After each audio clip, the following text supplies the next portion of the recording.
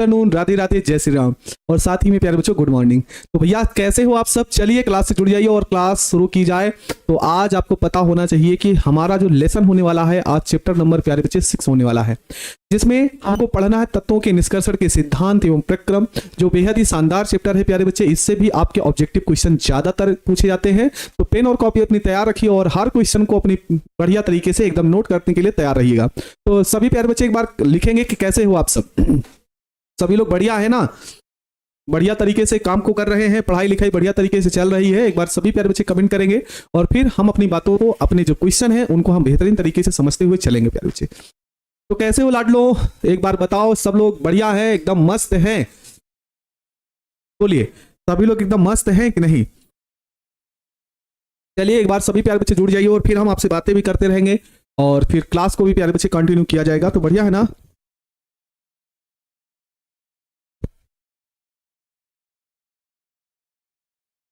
बढ़िया है।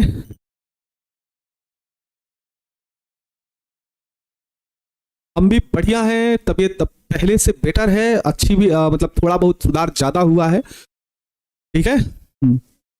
चलिए भाई, मेरे साथ प्यारे बच्चे जुड़ चुके हैं। नवनीत कुमार, प्रिंस कुमार, आरिफ अंसारी, सिकंदर, विवेक कुमार, अरे मेरे नाम के भी बालक हैं, वाह भाई, है ना? अभिषेक भारती, मनीष अवस्थी, रोहित कुमार, अरविंद कुमार, अंजलि कुमारी, गुड्डू कुमार, कन्हैया कुमार, विश्वकर्मा, खुशी यादव, सिद्धार्थ राज, नीतीश कुमार यादव। बहुत जल्दी जल्दी नाम निकल जाते हैं, नाम पढ़ने में बड़ी समस्या हो जाती है भाई। हाँ, निगम सेन, प्रियंका कुमारी, अरविंद कुमार, ठीक है। हाँ, रूमा कुमारी, रंजीत कुमार। तो प्यारे बच्चों कैसे हो आप सब? बढ़िया है ना? बोलो भाई। हाँ, अमृता कुमारी, सलमान कैसे हो भाई? अमृता कुमारी कैसे हो? अमृत राज कैसे हो भाई? सोनू कुमार कैसे हो? सब बढ़िया है? चंद्रशेखर कुमार बढ़िया है ना? सब लोग बढ़िया है ना? तो चलें प्यारे बच्चे, क्लास को शुरू किया जाए।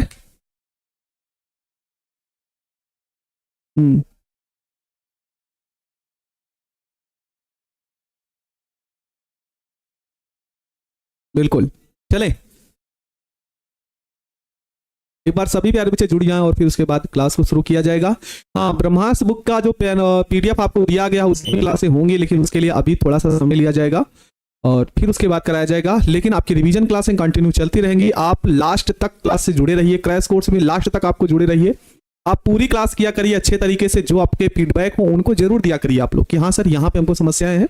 बाकी क्रैश और रिवीजन की 2 क्लासें आपके साथ जोड़ दी गई हैं, तो रिवीजन क्लास भी हम लोग कर रहे हैं, आप उसमें भी अपना सुझाव दे सकते हैं, ठीक ना? आप उसमें से सुझाव दे सकते हैं और मेरी पूरी उम्मीद है, मेरी पूरी इच्छा है कि आपसे ज्यादा टेंशन, है ना, जैसे कहते हैं टेंशन लेना, तो आपसे ज्यादा टेंशन तो हम ही लेते हैं कि हाँ हम ऐसे पढ़ाएं कि हमारे सभी प्यारे बच्चों का एक अच्छा अंक अर्जित करें, जिसमें उनका भी नाम हो और हमारा भी नाम हो।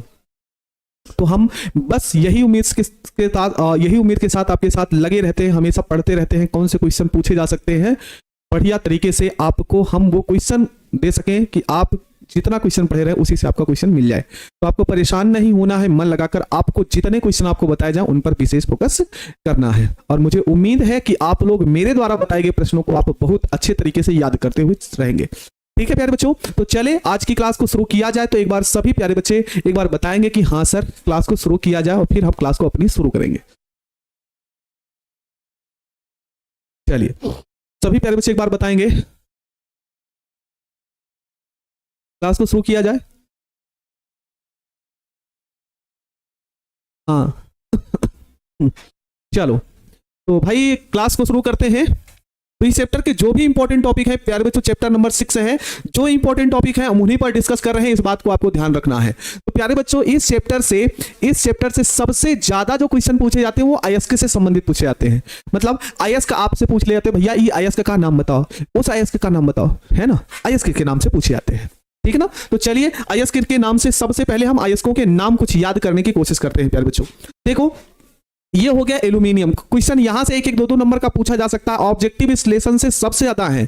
और ये भी हम आपको बता दें, आज जितना क्वेश्चन इस चैप्टर में पढ़ेंगे, जितना ऑब्जेक्टिव पढ़ लेंगे, जितना सब्जेक्टिव पढ़ लेंगे, इससे ज्यादा आपको पढ़ने की जरूरत नहीं है, क्योंकि इस चैप्टर से बहुत ज्यादा क्वेश्चन नहीं पूछे जाते क्वेश्चन जो फेमस क्वेश्चन है, और वही क्वेश्चन आपको हम आपके सामने प्रोवाइड करा रहे हैं और साथ में ये क्वेश्चन आप लोग याद करते हुए चलेंगे। तो चलो भाई क्वेश्चन को देखेंगे। सबसे पहले अयस्क है, अयस्क हम बाद में, पहले अयस्कों के नाम हम देख लेते हैं, परेशान मत होना है प्यारे बच्चों। जो एल्यूमिनियम एक अयस्क होता है और उन अयस्कों में ये कुछ अयस्क हैं उनके, है ना। एल्यूमिनियम धातु है और एल्यूमिनियम धातु के कुछ अयस्क हैं, जिसमें सबसे पहले है डायास्पोर, है ना। डायस्पोर क्या है, इसका सूत्र क्या होता है भाई? तो इसका सूत्र होता है Al2O3 इंटू 2H2O, ठीक ना। Al2O3 into 2H2O।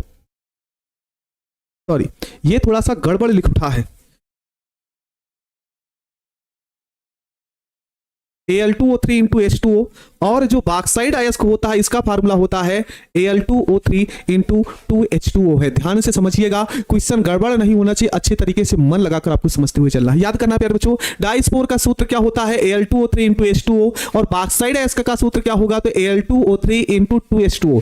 जो इस चैप्टर का सबसे फेमस क्वेश्चन है एल्यूमिनियम का, वो बॉक्साइड ही है, इस बात को आप ध्यान रखिएगा। बॉक्साइड अयस्क का, बॉक्साइड अयस्क किसका अयस्क है? तो प्यारे बच्चों एल्यूमिनियम धातु का अयस्क है। अच्छा, ये वाला भी क्वेश्चन आपसे पूछा था भैया, क्रायोलाइट का सूत्र बताइए। क्या बताइए? क्रायोलाइट का सूत्र बताइए। तो क्रायोलाइट का सूत्र होता है Na3Al(F6), याद रखिएगा, है ना। Na3Al(F6), ये क्वेश्चन आपसे पूछ सकता है कि क्रायोलाइट का क्या बताइए, फार्मूला बताइए। कोरेंडम का फार्मूला क्या होता है प्यारे बच्चों? Al2O3, ठीक ना, Al2O। पेन गिर चुका है, इसका मतलब ठीक है ना। चलिए देखो, उसके बाद हमको जो याद रखना है प्यारे बच्चों, आयरन धातु को याद रखना है ना। जो आयरन धातु है उसके कुछ प्रमुख अयस्क दिए गए हैं, जैसे हेमेटाइट है, ठीक ना। क्या है? हेमेटाइट।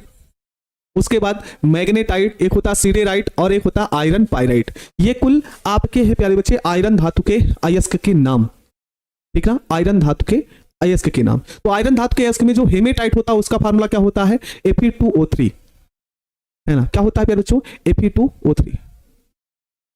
उसके बाद मैग्नेटाइट का जो फार्मूला होता है प्यारे बच्चों, वो क्या होता है? Fe3O4 होता है, ठीक ना। क्या होता है? मैग्नेटाइट का फार्मूला Fe3O4 होता है। उसके बाद सिडेराइट का फार्मूला क्या होगा प्यारे बच्चों? तो FeCO3 होगा। क्या होगा? FeCO3 होगा। उसके बाद आयरन पाइराइट का फार्मूला क्या होता है? तो FeH2 होता है। तो ये आपको फार्मूला याद रखना पड़ेगा, और कौन सा अयस्क है ये भी आपको याद रखना पड़ेगा। तो आयरन धातु के कौन कौन से अयस्क है वो हम आपके सामने आपके लिख चुके हैं, ठीक ना। तो ये आपका हो जाएगा। अच्छा, सबसे मुख्य अयस्क कौन सा है आयरन धातु का? तो हेमेटाइट है। क्या है प्यारे बच्चों? हेमेटाइट है, ठीक है ना। ये आपको ध्यान रखना है। चलिए भाई, यहां तक तो हो गया। फिर उसके बाद कापर धातु की आएगी बारी। कापर धातु और जिंक धातु जो हमारे सिलेबस में है, ये सब क्वेश्चन पूछे जा सकते हैं भाई, है ना। कापर धातु क्या होता है? तो कापर धातु के प्रमुख अयस्क कौन कौन से हैं? तो एक तो होता है कापर पाइराइट। क्या होता है? कापर पाइराइट, जिसका फार्मूला क्या होता है प्यारे बच्चों? तो CuFeH2 होता है। क्या बोलेंगे? CuFeH2 होता है, ये आपको ध्यान रखना है। फिर उसके बाद एक होता है मैलाकाइट या फिर मैलेकाइट, इसी को मैलाकाइट भी लिख सकते हैं, और एक होता है इसको मैलेकाइट भी पढ़ सकते हैं, है ना। दोनों बुकों में मिलता है मैलाकाइट भी मिलेगा और मैलेकाइट भी मिलेगा, जिसका फार्मूला होता है प्यारे बच्चों CuCO3 इंटू CuOH का होल ट्वाइस, ठीक है। फिर उसके बाद क्यूप्राइट, अगला जो अयस्क का नाम है वो प्यारे बच्चों क्यूप्राइट है, और क्यूप्राइट का फार्मूला होगा क्या प्यारे बच्चों? Cu2O होगा। क्या होगा? Cu2O होगा। इसी प्रकार से कॉपर ग्लांस का फार्मूला याद रखिएगा। तो कॉपर ग्लांस का जो फार्मूला होगा प्यारे बच्चों Cu2S होगा, ठीक है ना। ये आपको ध्यान रखना है। चलिए भाई, यहां पे आप ध्यान रखेंगे। फिर उसके बाद जिंक धातु का अयस्क। अब जिंक धातु में बहुत सारे हैं, लेकिन मुख्य जो होता है वो जिंक ब्लेड होता है। जिंक ब्लेड, जिसमें फार्मूला होता है ZnS। कैलामाइन एक होता है, कैलामाइन भी पूछा गया है। कैलामाइन आपसे क्वेश्चन पूछा गया है, बताइए कैलामाइन किस धातु का अयस्क है, ठीक है ना। और सभी प्यारे बच्चे लिखो, है ना। नीतीश कुमार, है ना, नीतीश निराला लिखो भाई, प्रिया कुमारी लिखिए, है ना, रिंकी कुमारी, सभी प्यारे बच्चे लिखो कि कैलामाइन किसका अयस्क है? तो कैलामाइन जिंक धातु का अयस्क है ना। विशाल गुप्ता का आ गया भाई, चलिए, ठीक ना। तो ये आपका हो जाएगा। जिंकाइट किसका अयस्क है? तो जिंकाक्स, है ना। जिंकाइट भी किसका अयस्क है प्यारे बच्चों? जिंक धातु का अयस्क है, ठीक है ना। तो ये आपको ध्यान रखना है, इतने अयस्क, क्योंकि 4 ही अयस्क है, 4 ही धातु हमको पढ़नी है, और उन 4 धातुओं में सिर्फ अयस्कों के नाम आपको याद रखने हैं, ठीक है ना। समझ में आ गया सारी बातें? तो भैया अयस्कों के नाम आपको बेहतरीन तरीके से याद रखने हैं। चलो भाई, हम आगे अब देखते हैं। जो इंपॉर्टेंट है वो यहां पे हमने लिख दिए हैं, यहां से समझ जाइए। अगर ऊपर से नहीं पूछे जाते क्वेश्चन, तो यहां से आपसे क्वेश्चन पूछ लिए जाते हैं, ठीक है ना। क्या बोलेगा भाई कि मेरे भाई सभी प्यारे बच्चे बोलेंगे कि एल्यूमिनियम धातु का निष्कर्षण किस धातु से किया जाता है? सीधे प्रश्न ऐसे पूछ लेगा। पूछ लेगा, बताना पड़ेगा आपको, है ना, बताना पड़ेगा मेरे भाई। कहेगा कि एल्यूमिनियम धातु का निष्कर्षण किस अयस्क से किया जाता है, तो एल्यूमिनियम धातु का निष्कर्षण किससे किया जाता है, बॉक्साइट अयस्क से किया जाता है, जिसका फार्मूला क्या होता है प्यारे बच्चों, तो Al2O3 × 2H2O होता है। सॉरी प्यारे बच्चे। उसके बाद अगला क्वेश्चन आपसे क्या पूछेगा प्यारे बच्चों कि कॉपर धातु का निष्कर्षण किस अयस्क से किया जाता है, तो कॉपर पाइरेट अयस्क से किया जाता है, जिसका फार्मूला होता है CuFeS2। क्या होता है, CuFeS2 होता है, ध्यान दीजिएगा। ठीक है। उसके बाद क्या बोलेगा कि आयरन धातु का निष्कर्षण किससे होता है, तो आयरन धातु का निष्कर्षण हेमेटाइट अयस्क से किया जाता है, जिसका फार्मूला होता है प्यारे बच्चों Fe2O3। हेमेटाइट अयस्क का फार्मूला होता है Fe2O3। बात समझ में आ गई, हर एक बात आपको समझ में आ गई कि नहीं, ठीक ना, समझ में आ गया, यहां तक हर एक बात समझ में आ गई प्यारे बच्चों। बोलेंगे सभी प्यारे बच्चे, जवाब देंगे कि हाँ भैया हर बात आपको समझ में आ चुकी है। अयस्कों के नाम याद रखना है बढ़िया तरीके से, ठीक ना।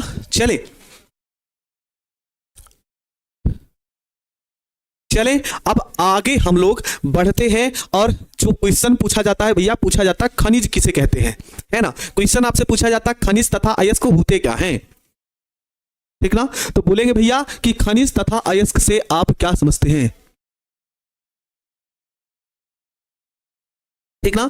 देखो बाबू लोग, खनिज क्या होते हैं, देखो जैसे ये भूपर्पटी है, ध्यान से समझने का, ये भूपर्पटी है, पृथ्वी है, और अगर आपको खुदाई करने के दौरान कुछ मिल जाए, है ना, इस जमीन के अंदर कुछ धातु है, और इसकी हमने क्या की खुदाई, इसकी हमने क्या की प्यारे बच्चों, खुदाई करने के बाद ये वाला भाग आपको मिलेगा। ध्यान से समझिएगा, क्या हुआ, ये भूपर्पटी का कुछ स्थान है, और इस भूपर्पटी के नीचे कुछ ना कुछ ऐसे दबी हुई वस्तुएं मिलती हैं। तो मतलब आप खुदाई करोगे, खुदाई करने के बाद जो भी कुछ आपको मिलेगा उसी को आप क्या बोलेंगे, खनिज कहते हैं। बोलेंगे क्या बोलेंगे भैया, खनिज किसे कहते हैं, तो मेरे सभी प्यारे बच्चे बोलेंगे भैया जमीन की खुदाई कर, है ना, जमीन भूपर्पटी की खुदाई से, है ना, भूपर्पटी में खुदाई करते हैं, और खुदाई करने के बाद जो भी कुछ मिलता है, ठीक ना, जमीन से कुछ भी खुदाई करने पर जो भी कुछ मिलता है उसी को आप क्या बोलते हैं, खनिज बोलते हैं। बोलेंगे सभी प्यारे बच्चे कि हाँ भैया खनिज किसे कहते हैं, तो खनिज हमको समझ में आ गया, खुदाई करने पर, भूपर्पटी की खुदाई करने पर जो भी कुछ मिलता है उसी को हम क्या बोलते हैं, खनिज कहते हैं, ठीक ना। तो डिफिनीशन क्या होगी भाई, डिफिनीशन क्या होगी, धातु व उनके यौगिक, धातु व उनके यौगिक पृथ्वी में, है ना, या फिर बोलेंगे भूपर्पटी में जिस रूप में पाए जाते हैं, जिस रूप में पाए जाते हैं, जिस रूप में पाए जाते हैं, क्या कहलाएंगे, खनिज कहलाते हैं, ठीक है ना। क्या कहलाएंगे भैया, खनिज कहलाते हैं। क्वेश्चन पूछा गया है, इस बात को आपको ध्यान रखना है ना। सभी अयस्क खनिज होते हैं लेकिन सभी खनिज अयस्क नहीं होते, तो बात की बात है प्यारे भाई, वहां पर हम लोग आगे देख लेंगे। लेकिन खनिज आपसे पूछा जाएगा तो धातु और उनके यौगिक पृथ्वी पर, है ना, भूपर्पटी में जिस रूप में पाए जाते हैं उसी को आप क्या बोलते हैं, खनिज कहते हैं। किसी एक खनिज का आपको अगर नाम पूछा जाए, भैया खनिज का क्या बताइए, नाम बताइए, तो बिल्कुल आसान भाषा में लिख सकते हैं खनिज, है ना, जैसे बॉक्साइट है ना, जैसे हो गया कॉपर पाइराइट, जैसे कॉपर पाइराइट, जैसे हुआ है। सुनिए हम आपसे एक मतलब एग्जांपल थ्रू से समझाते हैं खनिज होते क्या। जैसे हो सकता है कच्चा मकान हो, है ना, क्या हो प्यारे बच्चों, कच्चा मकान हो, और उस कच्चे मकान के दौरान कुछ आपको पैसा मिल जाए, 1 2 3 4 रुपए, है ना, छोटे छोटे सिक्के मिल जाए आपको, पैसा 1 2 3 4 के सिक्के पहले चलते थे ना, 1 2 रुपए का सिक्का चलता है, 5 रुपए का, 10 रुपए का सिक्का मिल जाए, है ना, और सिक्का मिल जाए आपको, तो आप क्या करेंगे, सिक्के को उठाएंगे। जब प्रारंभ में आपको सिक्का मिला, है ना, प्रारंभ में जब सिक्का मिला तो वो आपका क्या है, खनिज है, क्या बोलेंगे, खनिज बोलेंगे। और जब उसकी साफ सफाई कर दोगे, थोड़ा बहुत उसको आसानी तरीके से साफ सफाई कर दोगे, तो वही किसके रूप में बदल जाता है, अयस्क के रूप में बदल। तो खनिज और अयस्क में बहुत ज्यादा अंतर नहीं होता, खुदाई करके जो भी कुछ अवशेष मिला वो खनिज है, लेकिन आप उसमें साफ सफाई कर लिए, है ना, साफ सफाई कर लिए प्यारे बच्चों, तो समझिए वो क्या हो गया, अयस्क हो जाता है। क्या हो जाता है प्यारे बच्चों, अयस्क हो जाता है साफ सफाई करने पर, ठीक ना। क्या होगा भैया, अगली हेडिंग हमको क्या पढ़ना है, अयस्क। अयस्क क्या होते हैं, तो अयस्क की डिफिनीशन हमने यहां पर आपके लिए लिख रखी है ना, दोनों की डिफिनीशन यहां पे लिख रखी है, यहां पे आप देख सकते हैं। क्वेश्चन कैसे पूछा जाता है ये भी हम आपको बता दिए। क्वेश्चन कैसे लिखा गया है ये हम आपको बता दे रहे हैं, क्वेश्चन पूछा कैसे गया ये भी हम आपको समझा दें। समझ में आया? क्या बोल रहे हैं भैया? अयस्क तथा खनिज में क्या बताइए, अंतर बताइए। तो प्रकृति में मिलने वाला वह पदार्थ है ना, प्रकृति में मिलने वाला वह पदार्थ जिसमें धातु या उनके यौगिक पृथ्वी में मिलते हैं, मतलब जमीन की खुदाई करने के बाद, है ना, जमीन की खुदाई करने के बाद जो भी कुछ आपको मिलता है उसी को आप क्या बोलते हैं प्यारे बच्चों, खनिज कहते हैं। ठीक ना? अयस्क क्या होते हैं, ध्यान से समझिएगा भैया। कह रहा है कि वह खनिज जिनसे धातु प्राप्त करना, है ना, धातु प्राप्त करना क्या हो, आसान और सस्ता हो। ठीक ना? क्या बोलेंगे भाई? जिनसे, है ना, ऐसा खनिज जिनसे आपको क्या प्राप्त हो, धातु को सस्ते में और आसानी से प्राप्त करना हो, तो उसी को आप क्या बोलेंगे, अयस्क बोलते हैं। क्या बोलेंगे प्यारे बच्चों, अयस्क बोलेंगे। ठीक है? अच्छा भैया कौन कौन से ऐसे यौगिक हैं, जैसे कापर पाइरेट होता है जिसे हम बोलते हैं CuFeS2, एक होता है कापर ग्लास होता है Cu2S, और उसके बाद एक होता है क्यूप्राइट Cu2O। ये सारे के सारे क्वेश्चन आपको याद रखने हैं। बोलिए खनिज और अयस्क में अंतर क्या होता है? खनिज क्या होते हैं, जमीन की खुदाई करने पर जो भी आपको मिलता है उसे आप क्या बोलते हैं, खनिज कहते हैं।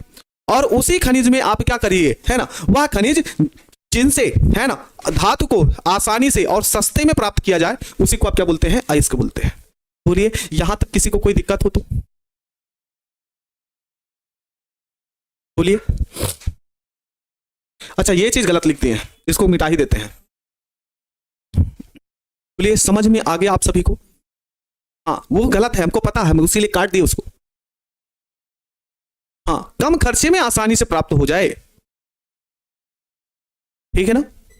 हाँ चलेंगे भाई। खनिज और अयस्क में क्वेश्चन कैसे पूछा गया ये भी आप रखना, और हो सकता है कोई जरूरी ना है, है ना, कि हो सकता है पेपर में टपक पड़ जाए, पेपर में टपक भी पड़ सकता है। खनिज तथा अयस्क में क्या बताइए, अंतर बताइए, या खनिज तथा अयस्क में क्या आप समझते हैं, ठीक है ना, ये आपको ध्यान रखना है। चलिए भाई आगे हम लोग देखते हैं, आगे हम देखते हैं भर्जन। क्या देखते हैं, भर्जन। भर्जन याद कैसे करोगे बाबू लोग, है ना, भर्जन आप सभी याद कैसे करोगे? अच्छा भर्जन को आप किस नाम से जानते हैं? तो भर्जन को आप जानते हैं प्यारे बच्चों जरड़ के नाम से। क्या बोलते हैं, भर्जन को ही हम जरड़ के नाम से जानते हैं। और आपके पेपर में क्वेश्चन पूछा गया है निस्तापन तथा जरड़ से आप क्या समझते हैं, तो चाहे भर्जन पूछ ले या फिर जरड़ पूछ ले बात एक ही है बाबू लोग, ठीक ना? तो बोलेंगे हाँ भैया भर्जन का मतलब होता है जरड़। मेरे सभी प्यारे बच्चे बोलेंगे भैया जरड़ और भर्जन एक ही है, ठीक ना, भर्जन और जरड़ एक ही है। अच्छा कैसे याद करोगे? डिफिनीशन थोड़ा बहुत अंतर है बस भाई, है ना, डिफिनीशन में थोड़ा सा बहुत अंतर है। सुनो क्या करेंगे, एक होता है सांद्रित अयस्क, मेरी तरीके से याद रखना, हमेशा याद रहेगा आप लोगों को। देखो प्यारे बच्चों जो सांद्रित अयस्क है ना, इस सांद्रित अयस्क को किसकी उपस्थिति में, वायु की उपस्थिति में, वायु की उपस्थिति में, है ना, उसके गलनांक से कम, उसके गलनांक से कम, उसके गलनांक से कम। देखो प्यारे बच्चों कहने का मतलब यही है कि जो सांद्रित अयस्क है उसके गलनांक से कम ताप पर, है ना, ऐसा नहीं जैसे मान लो ये रिमोट है, आप इसको इतना गर्म करो, वायु की उपस्थिति में इतना गर्म करो गलने ना पाए, ठीक ना, ये गलना नहीं चाहिए, वही कह रहा हूं उसके गलनांक से कम, है ना, गलनांक से कम ताप पर अयस्क किस में बदल जाए, गर्म करने पर जो अयस्क होता है बाबू उसमें किस में बदल जाता है, ऑक्साइड में बदल जाता है। बोलेंगे भैया कि भर्जन क्रिया जब होती है तो ऑक्साइड को वायु की उपस्थिति में उसके गलनांक से नीचे कम ताप पर गर्म करते हैं, तो जो अयस्क होता है वो अपने किस में बदल जाता है, ऑक्साइड में बदल जाता है। यहां से ऑब्जेक्टिव क्वेश्चन पूछता है, ऑक्साइड में बदल जाता है, तो इस क्रिया को हम लोग बोलते हैं भाई भर्जन। क्या बोलते हैं, भर्जन बोलते हैं, है ना, क्या बोलते हैं भाई, भर्जन बोलते हैं। ये क्वेश्चन भी पूछा गया है, ऐसे भी क्वेश्चन आपसे बोल देगा कि किस प्रक्रिया में, है ना, सांद्रित अयस्क को वायु की उपस्थिति में गर्म करने पर अयस्क अपने ऑक्साइड में बदल जाता है, ठीक ना, है ना, वह प्रक्रिया जिसमें अयस्क को उसके वायु की उपस्थिति में उसके गलनांक से नीचे कम ताप पर गर्म करने पर अयस्क किस में बदल जाता है, अपने ऑक्साइड में बदल जाता है। किस में बदल जाता है भाई, भर्जन, भर्जन में बदलता है, ठीक है ना। तो डिफिनीशन कैसे बनेगी ध्यान से समझ लो, सांद्रित अयस्क को वायु की उपस्थिति में, सांद्रित अयस्क को वायु की उपस्थिति में उसके गलनांक से कम ताप पर, है ना, गलनांक से कम ताप पर गर्म करने पर, कम ताप पर गर्म करने पर अयस्क किसमें बदल जाए, ऑक्साइड में परिवर्तित हो जाए, तो इस क्रिया को हम लोग कहते हैं बाबू लोग भर्जन। क्या बोलेंगे भाई, भर्जन कहते हैं। ठीक ना, क्या बोलेंगे? भर्जन कहते हैं। समझ में आया? उषा कुमारी कह रही है सर आप इंपॉर्टेंट रिएक्शन का एक वीडियो बनाइए। एक वीडियो बना है प्यारी बच्ची, और हम और उसमें वीडियो और प्रोवाइड कराएंगे, आप उसके लिए परेशान मत होइए। ठीक ना, हम अभी 2 से 3 वीडियो होगा। ठीक ना, उसके लिए परेशान हुए, 2-3 वीडियो प्रोवाइड और करा देंगे। कारण क्या है ना, कारण क्या है कि आप लोग सिर्फ ऑब्जेक्टिव क्वेश्चन को इतना महत्व दे देते हैं, इतना महत्व दे देते हैं कि रिएक्शन और न्यूमेरिकल पढ़ते ही नहीं है, और यही गड़बड़ी है और यही आप लोगों को दिक्कत करेगा, है ना। क्लास यूट्यूब पर होती है तो सबसे बड़ी समस्या यही होती है ना। जैसे उस दिन हम रिएक्शन की क्लास लिए थे, तो रिएक्शन की क्लास में लगभग 900 बच्चे जुड़े, बाकी फिर बैक हो गया। अभी ऑब्जेक्टिव का क्लास होता तो 1000-1500 जुड़ जाते। इसलिए प्यारे बच्चे कोशिश ये करिए कि जितनी क्लास हो आप हर एक क्लास को बढ़िया तरीके से कीजिए। हाँ, समझ में आया ना? तो हर क्वेश्चन को बढ़िया तरीके से करना है। चलिए भाई, इसकी डिफिनीशन क्या है वो हम आपके सामने रखते हैं। देखो क्वेश्चन कैसे पूछा गया है, कह रहा है कि उदाहरण देते हुए भर्जन तथा निस्तापन में अंतर बताइए, है ना। भर्जन तथा निस्तापन में क्या बताइए, अंतर बताइए। तो अरे ये तो भर्जन का है, निस्तापन यहां पे है। पहले भर्जन देखिए, भर्जन को ही जड़ कहते हैं। क्या कह रहा है, सांद्रित अयस्क को वायु की उपस्थिति में उसके गलनांक से नीचे इतना गर्म किया जाए कि धातु ऑक्साइड में बदल जाए। इसमें बदल जाए प्यारे बच्चों, ऑक्साइड में बदल जाए, तो इस क्रिया को ही हम क्या बोलते हैं, भर्जन कहते हैं। इसका उदाहरण लिखना बहुत ज्यादा जरूरी है ना। इसका एग्जाम्पल लिखना बहुत ज्यादा जरूरी है। तो एक जिंक सल्फाइड होता है, इसकी क्रिया प्यारे बच्चों हम 3O2 से करते हैं, तो क्या होगा, तो ये बदल जाएगा अपने ऑक्साइड में, तो ये बदलेगा ZnO में प्लस 2SO2 में। ये आपको याद रखना है, ये क्या करना है प्यारे बच्चों, याद रखना है। ठीक ना, ये है क्या, जिंक ब्लेड, जिसे हम बोलते हैं जिंक सल्फाइड। जिंक सल्फाइड या जिंक ब्लेड के भर्जन से क्या प्राप्त हो रहा है प्यारे बच्चों, जिंक ऑक्साइड प्राप्त होता है। जिंक ऑक्साइड प्राप्त होता है, ये याद रखना है आपको, है ना। ये आपका हो गया। अच्छा प्यारे बच्चे, एक क्वेश्चन और पूछा जा सकता है कि बताइए भर्जन की क्रिया किस भट्ठी में किया जाता है।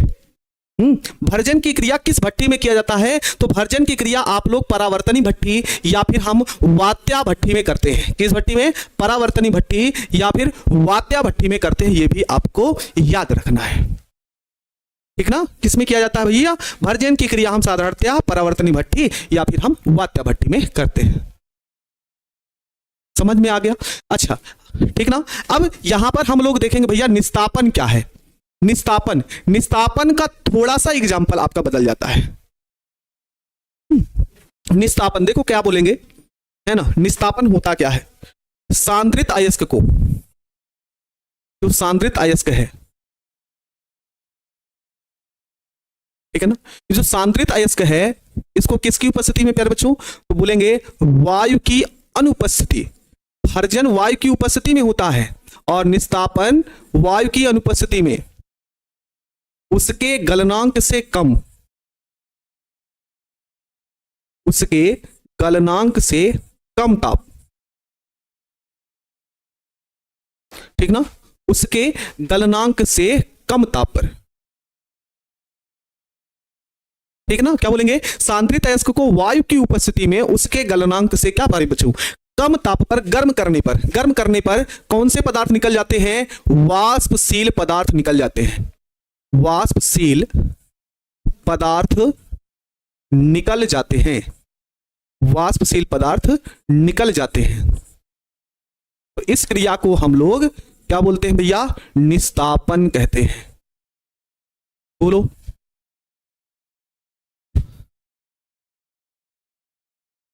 समझ में आया? क्या बोलेंगे कि सांद्रित अयस्क को वायु की अनुपस्थिति में उसके गलनांक से कम ताप पर गर्म करने पर वाष्पशील पदार्थ बाहर निकल जाते हैं, वाष्पशील पदार्थ निकल जाते हैं। तो इस क्रिया को हम लोग क्या कहते हैं, निस्तापन कहते हैं। तो इस क्रिया को क्या कहा जाता है, निस्तापन कहा जाता है। बोलो, समझ में आ गया? ठीक ना, अगर हमको इसका उदाहरण लिखना पड़ेगा, क्या लिखना पड़ेगा, उदाहरण लिखना पड़ेगा। तो बॉक्साइड क्या होता है सूत्र, Al2O3 into 2H2O, Al2O3 into 2H2O। तो प्यारे बच्चों इसको गर्म करोगे तो यहां पे आपको दिख रहा है ना जल वाष्प, जल वाष्प तो निकल जाएगा, तो ये बन जाएगा Al2O3 प्लस 2H2O, इस तरीके से बन जाएगा। डिफिनीशन भी भैया लिखनी है तो इतना आसान तरीके से हम बोल देते हैं, आप डिफिनीशन लिख सकते हो। क्या लिखेंगे, सांद्रित अयस्क को, सांद्रित अयस्क को, अयस्क को वायु की अनुपस्थिति में उसके गलनांक से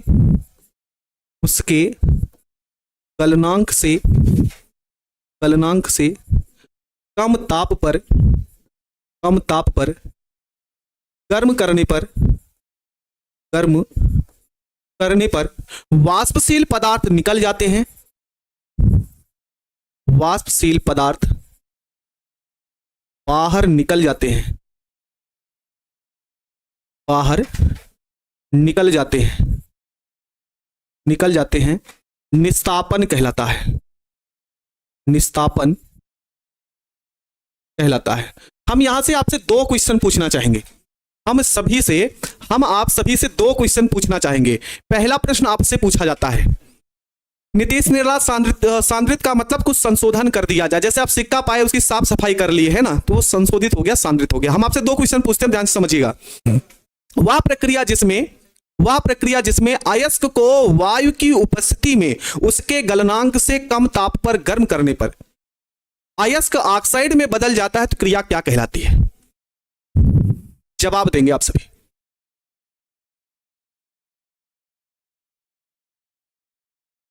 जल्दी से बताएंगे। जरण या भर्जन कहलाता है। ठीक है बाबू लोग, चलिए ये तो हो गया। अगला क्वेश्चन आपसे क्वेश्चन पूछता है, वह प्रक्रिया जिसमें सांद्रित अयस्क को वायु की अनुपस्थिति में उसके गलनांक से कम ताप पर गर्म करते हैं तो वाष्पशील पदार्थ बाहर निकल जाते हैं, तो क्रिया क्या कहलाती है?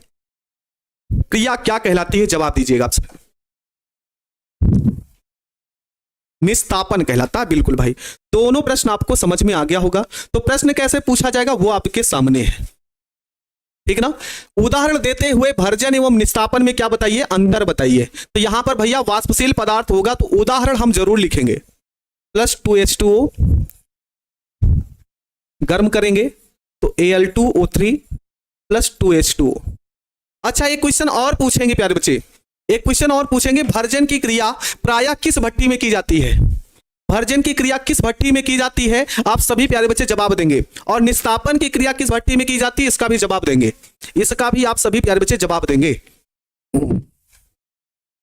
निस्तापन की क्रिया परावर्तनी भट्टी में और भर्जन की क्रिया किसमें? परावर्तनी भट्टी और वात्य भट्टी दोनों मिल जाता है, तो ध्यान दीजिएगा उसमें, ठीक ना। चलिए भाई, यहां तक सारी बातें आपको क्लियर हो गई होंगी, तो हम लोग आगे बढ़ेंगे। और अगली क्रिया है प्यारे बच्चों, उसे हम लोग बोलेंगे प्रगलन। क्या बोलेंगे? प्रगलन। प्रगलन का मतलब ये होता है गलाना। प्रगलन का मतलब क्या होता है प्यारे बच्चों? गलाना होता है। तो चलिए भाई गलाते हैं। हम 2 अयस्क प्राप्त कर चुके हैं, एक तो भर्जित अयस्क भी आपको मिल चुका है या फिर आपको मिल चुका है निस्तापित अयस्क। भर्जित अयस्क मिल चुका है या निस्तापित अयस्क भी मिल चुका है। भर्जित या निस्तापित अयस्क। अब ये जो भर्जित और निस्तापित अयस्क है, इसमें आप थोड़ी सी मात्रा में मिलाते हैं कोक। कोक किसका कार्य करता है? चलिए जवाब दीजिएगा आप सभी। प्रगलन क्रिया में, है ना, प्रगलन क्रिया में एक बच्चा लिख रहा है, सर पीडीएफ पढ़ाते समय नहीं मिलता लिखने का। हम मानते हैं, लेकिन आपका सिलेबस इतना बड़ा है, 16 चैप्टर है और आज आपकी 2 दिसंबर है और पूरे दिसंबर भर में पढ़कर हमको समाप्त भी करना, याद भी करना है। तो आप समझिए कि हम 6वें चैप्टर पर है, अभी मेरे पास 10 चैप्टर है, खत्म हो सकता है। तो थोड़ा सा लिखे रहते हैं तो जल्दी होता है, समझा के आगे हम आपको बता देते हैं, है ना। आगे हम आपको बताते हैं, क्वेश्चन ऐसे पूछा जाता है, लिखा ऐसे गया है। अपनी भाषा में हम लिखे हैं, किताब की भाषा नहीं लिखे हैं प्यारे बच्चे। मेरा विश्वास, थोड़ा सा आप समझिएगा बात को और लिखते हैं भाई। भर्जित और निस्तापित अयस्क है, उसमें थोड़ा सा क्या मिलाते हैं प्यारे बच्चे? कोक मिलाते हैं, है ना। कोक किसका कार्य करता है? तो अपचायक का कार्य करता है। फिर उसके बाद इसमें एक गालक मिलाते हैं। गालक के बारे में अभी हम आगे पढ़ते हैं, ठीक ना। अभी हम गालक का प्रयोग आगे हम पढ़ते हैं, लेकिन अब समझिए, अगर आपसे क्वेश्चन पूछे प्यारे बच्चों कि प्रगलन की क्रिया में कोक का कार्य बताइए, तो आप सभी प्यारे बच्चे लिखेंगे भैया कि प्रगलन क्रिया में कोक एक अपचायक का कार्य करता है। ठीक ना, सभी प्यारे बच्चे बोलेंगे भैया प्रगलन क्रिया में कोक का जो कार्य होता है वो एक अपचायक का कार्य होता है। ठीक ना, तो बोलेंगे कोक अपचायक होता है, गालक गलाने वाला पदार्थ होता है। अभी हम गालक के बारे में पढ़ लेंगे। मिलाकर क्या करते हैं प्यारे बच्चों, उच्च ताप पर गर्म करते हैं। क्या मिलाते हैं, उच्च ताप पर गर्म करते हैं, है ना, उच्च ताप पर गर्म करते हैं, अर्थात उच्च ताप पर गलाने की प्रक्रिया, क्या करने की, गलाने की प्रक्रिया, प्रक्रिया क्या कहलाती है, तो बोलेंगे प्रगलन कहलाती है, प्रगलन कहलाती है। लिख लेंगे ना आप लोग, क्या लिखेंगे कि भर्जित या निस्तापित अयस्क में कोक तथा गालक मिलाकर उच्च ताप पर गलाने की प्रक्रिया, बोलेंगे सभी लोग, भर्जित या निस्तापित अयस्क में कोक गालक मिलाकर उच्च ताप पर गलाने की प्रक्रिया को क्या करते हैं, प्रगलन कहते हैं। ठीक ना, क्या बोलेंगे भाई, प्रगलन कहते हैं।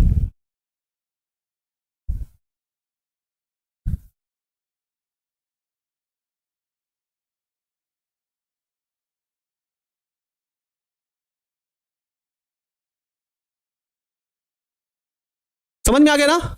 चलिए अब आगे देखते हैं कैसे क्वेश्चन पूछा गया है।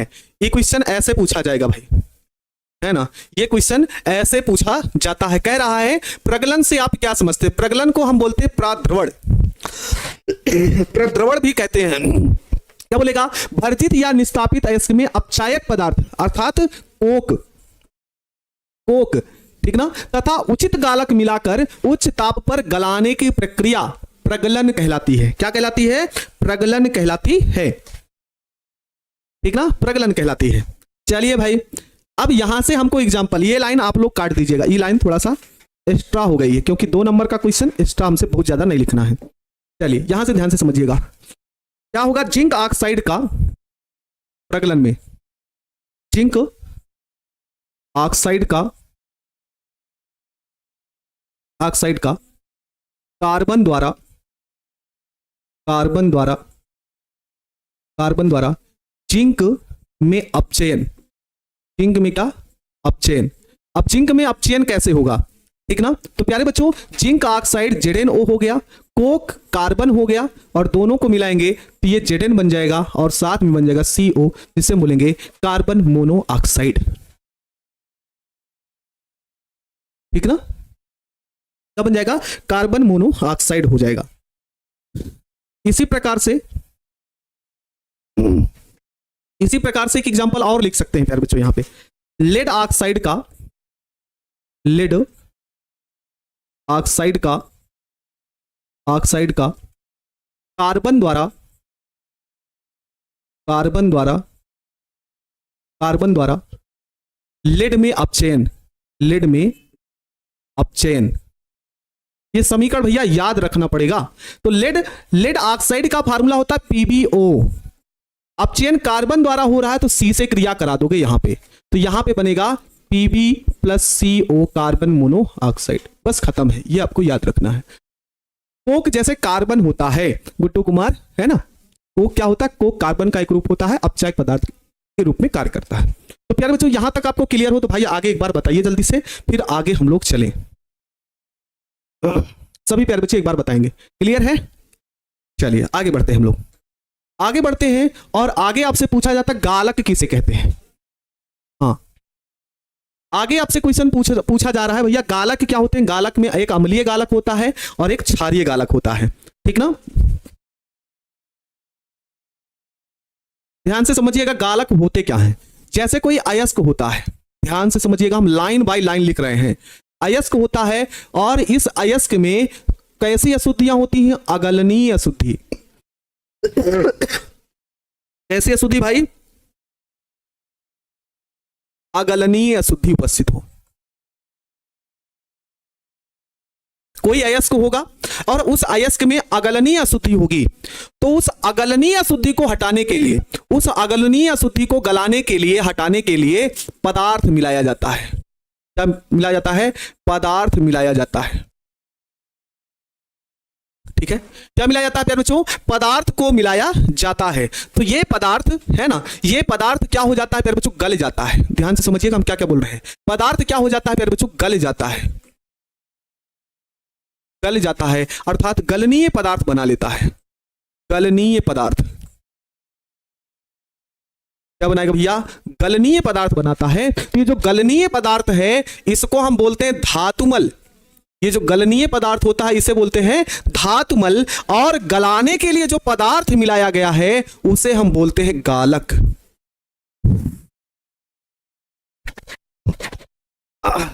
बोलिए, समझ में आया? देखो क्या होता है कि जो अयस्क होता है, अयस्क में हम कोई अगलनीय अशुद्धि पाते हैं। अगलनीय जो गले ना, है ना, जो गले ना, तो उस अगलनीय अशुद्धि को गलाने के लिए हमें क्या मिलाते हैं? पदार्थ मिलाते हैं। क्या मिलाते हैं? पदार्थ मिलाते हैं। तो ये जो पदार्थ होता है इस अगलनीय अशुद्धि को गलनीय पदार्थ में बदल देता है। तो जो गलनीय पदार्थ होता है उसे आप धातुमल कहते हैं, और जो गलाता है ना, जो गलाता है प्यारे बच्चों, उसी को आप क्या बोलते हैं? गालक कहते हैं। उसी को आप क्या बोलते हैं? गालक कहते हैं। बात समझ में आई? गालक होते क्या है प्यारे बच्चों? तो क्या होगा भैया? अयस्क में उपस्थित अगलनीय अशुद्धियों को दूर करने के लिए, ध्यान से समझो, ठीक ना? क्या बोलेंगे? अयस्क में उपस्थित अगलनीय अशुद्धि को दूर करने के लिए जिन पदार्थों को मिलाया जाता है उसे हम क्या बोलते हैं? गालक कहते हैं। तथा प्राप्त गलनीय पदार्थ धातुमल कहलाता है। मेरी लैंग्वेज में अगर लिखना चाहते हो तो हम यहां पे लिख देते हैं आपके लिए। क्या होता है भैया? हम लिख देते हैं यहां पे, अयस्क में उपस्थित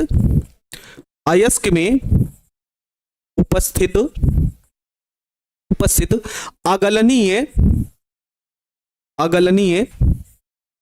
अशुद्धियों को दूर करने के लिए, अगलनीय अशुद्धियों को दूर करने के लिए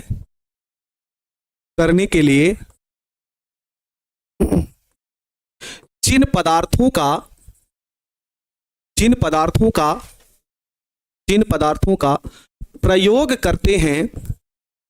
प्रयोग करते हैं गालक कहलाते हैं। तथा गलनीय पदार्थ धातुमल कहलाता है। तथा गलनीय पदार्थ धातुमल कहलाता है। बोलो, समझ में आ गया? ठीक ना? अयस्क में है ना, जो अयस्क होगा उसमें अगलनीय अशुद्धि उपस्थित होगी, तो उसको गलाने के लिए आप जिन पदार्थ को प्रयोग करेंगे और पदार्थ गलनीय अवस्था में बदल जाएगा, तो जो गलनीय पदार्थ होगा प्यारे बच्चों वो धातुमल होगा, और जो पदार्थ होगा उसी को आप क्या बोलेंगे? उपस्थिति में। अच्छा, ये गड़बड़ी लिख दिए हैं, अयस्क में उपस्थित, है ना? चील की निगाह है तुम लोगों की, चील की निगाह है।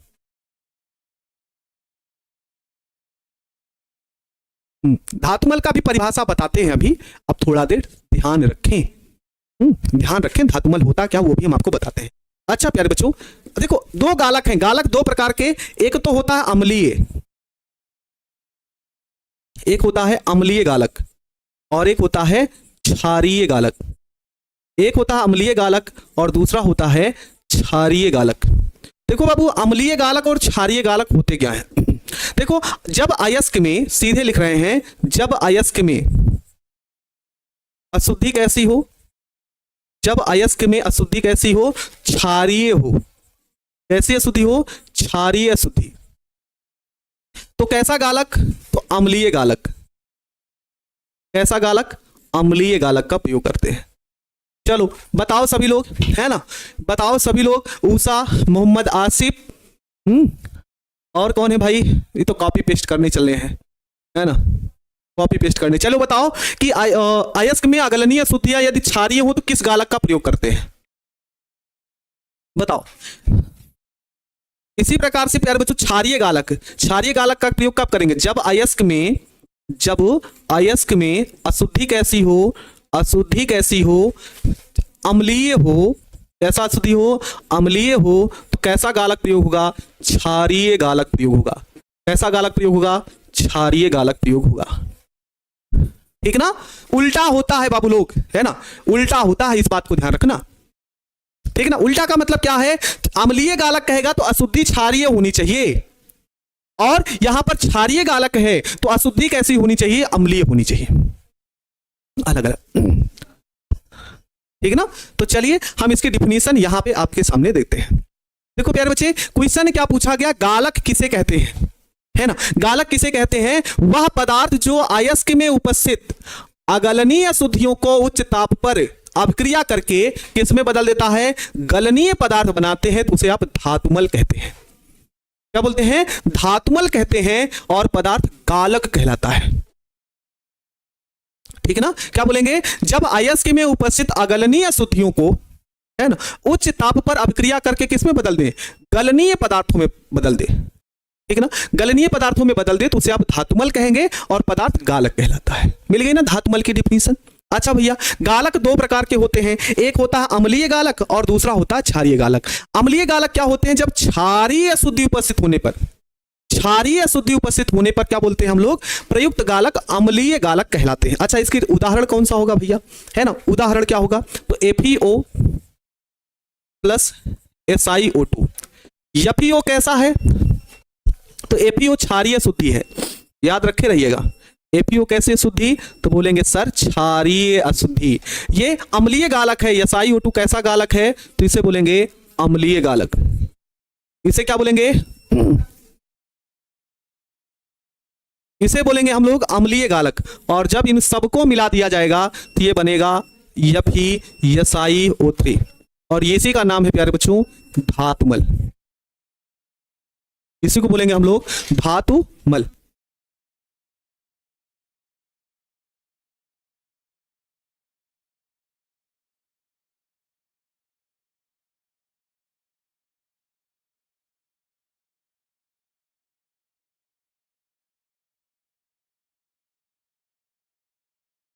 चलो अपनू, है ना, आगे देखेंगे हम लोग। ठीक ना, क्षारीय अशुद्धि FeO है, SiO2 अम्लीय गालक है। और हम आपको बता देते हैं, थोड़ा सा इन्वर्टर गड़बड़ है, लाइट नहीं है यहाँ पे, इन्वर्टर गड़बड़ है। अगर क्लास बंद हो जाएगी पढ़ाते पढ़ाते पढ़ाते पढ़ाते तो समझ जाइएगा क्लास इन्वर्टर खत्म हो गया है। ठीक ना, तो समझ जाइएगा इन्वर्टर आपका समाप्त हो चुका है, लाइट नहीं है, तो क्लास कंटिन्यू करते हैं जब तक क्लास चल पाती है। ठीक ना, चलिए, ये तो अम्लीय गालक हो गया भैया। तो क्षारीय गालक क्या होता है, क्षारीय गालक ध्यान से सुनिए, क्षारीय गालक अयस्क में अम्लीय अशुद्धि होने पर क्षारीय गालक का प्रयोग किया जाता है। ठीक ना, जैसे कि क्षारीय गालक का प्रयोग किया जाता है। तो देखो अम्लीय अशुद्धि हो गई भैया SiO2, ये अम्लीय अशुद्धि हो गई। ठीक ना, अम्लीय अशुद्धि हो गई, और यहां पर हम प्रयोग करेंगे क्षारीय गालक MgCO3। क्या है, MgCO3। ध्यान से समझो प्यारे बच्चों, इसको आप लिख लेना MgO single bond CO2, MgO single bond CO2। ये CO2 निकल जाएगा, CO2 निकल जाएगा, बाकी से इसको आप जोड़ लो, तो MgSiO3, MgSiO3 यही क्या हो जाएगा, धातुमल हो जाएगा। क्या हो जाएगा प्यारे बच्चे, धातुमल हो जाएगा। ठीक है ना, ये आपका हो जाएगा। तो गालक क्या होते हैं, गालक दो प्रकार के होते हैं, अम्लीय गालक और एक क्षारीय गालक हो जाते हैं। ठीक ना, ये देखिए धातुमल की डिफिनीशन भी आ गई आपके सामने। धातुमल क्या होते हैं, है ना, धातुमल वह पदार्थ जो अयस्क में उपस्थित अगलनीय अशुद्धियों से उच्च ताप पर क्रिया करके किसमें बदल जाते हैं, गलनीय पदार्थ धातुमल कहलाते हैं। ये आप डिफिनीशन देख सकते हैं। धातुमल क्या होते हैं, है ना, धातुमल क्या होते हैं प्यारे बच्चों, तो आपको पता ही है कि जो अगलनीय पदार्थ होते हैं, है ना, उसको गलाने के लिए हम गालक का प्रयोग करते हैं, और गलाने के बाद जो भी कुछ आपको मिलता है उसी को हम क्या बोलते हैं, धातुमल बोलते हैं। तो आप डिफिनीशन इसके हम पीछे रिपीट कर चुके हैं, लेकिन ये अलग से ही क्वेश्चन आपसे पूछा जाता है कि बताइए भैया धातुमल बताइए भैया धातुमल होते क्या है ना, कि धातुमल होते क्या है। समझ में आया धातुमल क्या होते हैं। देखिए भाई, छुट्टी लेने का तो नाम न लिया करिए, तबीयत मेरा नहीं ठीक है, लेकिन फिर भी हम आप लोगों के लिए जुटे रहते हैं कि बस पढ़ाते रहो किसी तरीके से, है ना, तो छुट्टी के लिए नाम मत लिया करिए। जितना जल्दी कोर्स होगा उतना जल्दी और ज्यादा रिवीजन आपको करा पाएंगे। शाम को भी क्लास है आप लोगों का, ठीक ना। Objective question model number first paper 1 आज शुरुआत कर चुके हैं, 1 2 3 ऐसे चलता रहेगा, है ना, प्रैक्टिस के रूप में। आप जाके अपना टेस्ट अपने आप को आजमाइए कि हम कितना पढ़े हैं, 70 में क्या क्वेश्चन सही कर पा रहे हैं। ठीक ना, छुट्टी का नाम मत लिया करिए। धातुमल क्या होते हैं वो क्लियर है आपका। चलिए आगे देखते हैं हम लोग। ये भी क्वेश्चन आपसे बोर्ड परीक्षा में पूछा जा चुका है ना। ये भी क्वेश्चन आपसे बोर्ड परीक्षा में पूछा जा चुका है। क्वेश्चन क्या पूछा गया है कि झाग प्लवक विधि द्वारा, जिसे हम बोलते हैं फेन प्लवन विधि द्वारा, कोई बच्चा बता सकता है कि फेन प्लवन विधि या फेन प्लवक विधि, ठीक ना, फेन प्लवक विधि का उपयोग किस प्रकार के अयस्कों के सांद्रण में किया जाता है, किस प्रकार के अयस्कों के सांद्रण में किया जाता है, उदाहरण दीजिए। चलिए जवाब दीजिए। हमने आपको क्लास में बताया किस प्रकार के अयस्कों का नाम, जल्दी से बताइए। क्वेश्चन 2 नंबर, अगर जो बताएगा समझो 2 नंबर पाया है ना, 2 नंबर पाया है। और नहीं बता पाया तो अब ये घर आते हैं, हम तुम्हारी मम्मी से मिलेंगे, पापा से मिलेंगे और बोलेंगे कि बच्चा पढ़ता नहीं है, समझे। आते हैं अभी हम। क्या होता है प्यारे बच्चों, तो किस प्रकार के अयस्कों का सांद्रण किया जाता है, तो प्यारे बच्चों सल्फाइड अयस्कों का। पूरी लाइन आप लिख लेंगे, इसका जो आंसर होगा वह होगा सल्फाइड अयस्कों का, है ना, सल्फाइड अयस्कों का। तो झाग प्लवक विधि से सल्फाइड अयस्कों का सांद्रित किया जाता है, सल्फाइड अयस्कों को सांद्रित किया जाता है। उदाहरण क्या होगा भैया, उदाहरण क्या होगा, तो जैसे कापर पाइराइट है, जैसे कापर पाइराइट, कापर पाइराइट जिसे CuFeH2 कापर पाइराइट, जैसे कापर ग्लांस है, कापर ग्लांस है, हाँ,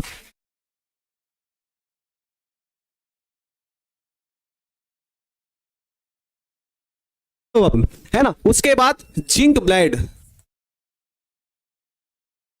जिसमें सल्फाइड हो, समझ जाना, ZnS।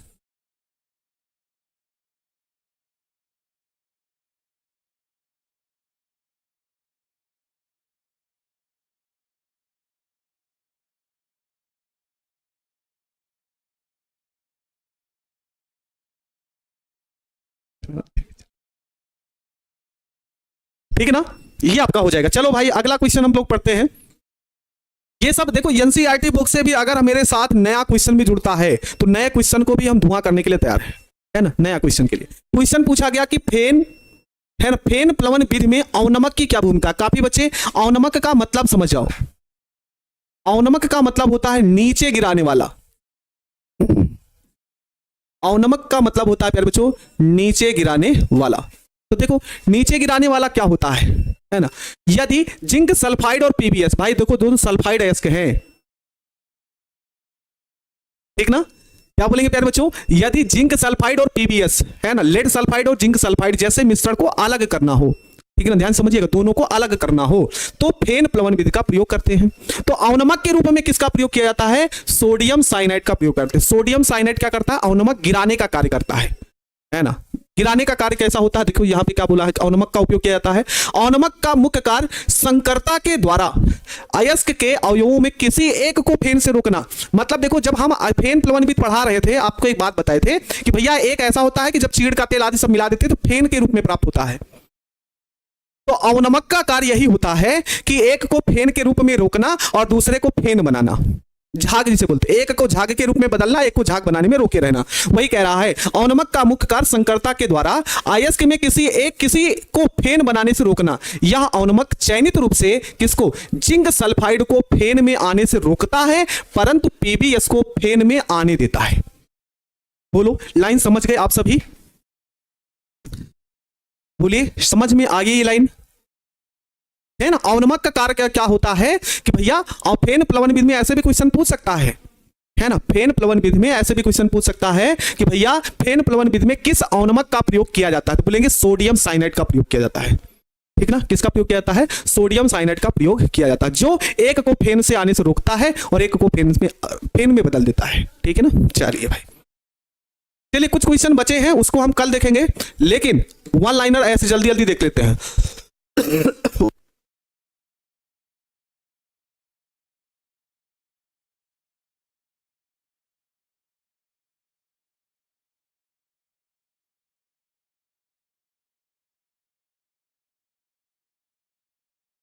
देखो वन लाइनर देखते हैं भैया जल्दी जल्दी से। हाँ,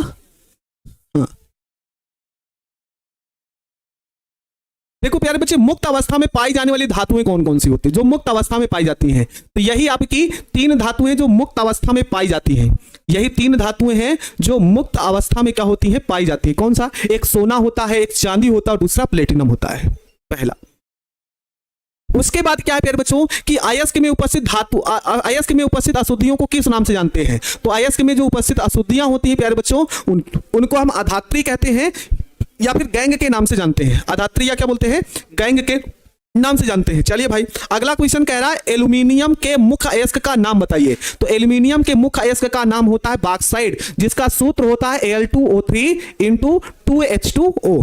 ठीक है ना? चलिए भाई, आगे हम लोग देखते हैं क्या होगा। कह रहा है कि लोहे के मुख्य अयस्क का नाम बताइए। तो लोहे के जो मुख्य अयस्क है हेमेटाइट है, जिसका फार्मूला होता है Fe2O3 होता है।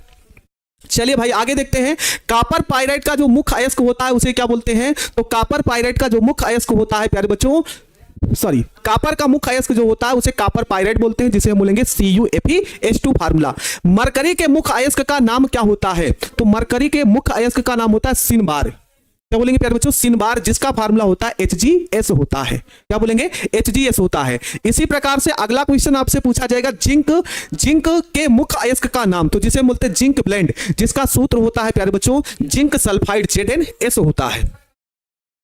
अगला क्वेश्चन आपसे पूछा गया भैया क्रायोलाइट का फार्मूला बताइए। तो क्रायोलाइट का फार्मूला होता है Na3F6 Na3F6।